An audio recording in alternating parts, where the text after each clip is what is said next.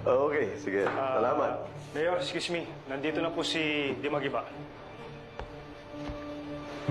Mayor, naibalik na sa kulungan si na Don Julio. Malaki tiwala ko sa'yo, Dimagiba, na hindi tayo mas pupusitan ng mga yan, ha?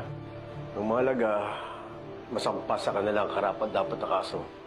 At kailangan malaman natin kay Don Julio kung saan nagtatago sa tanggol.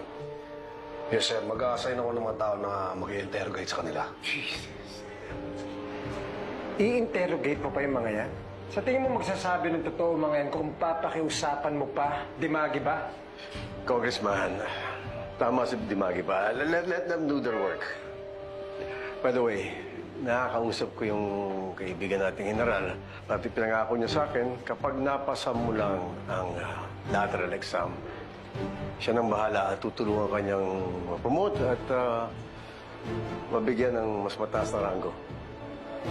Maraming salamat, Mayor. Hindi ko kayo bibiguin. I am confident that the police is in capable hands. Yes, sir. Let's go.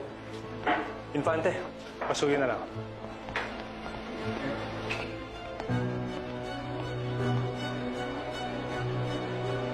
Dimagiba, congratulations, ha? Thank you, sir.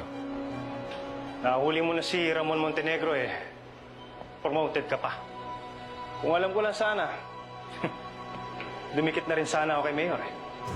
Kung ano man natamo ko ngayon, ilang taon ko pinagsikapan yan. Sabi mo, eh.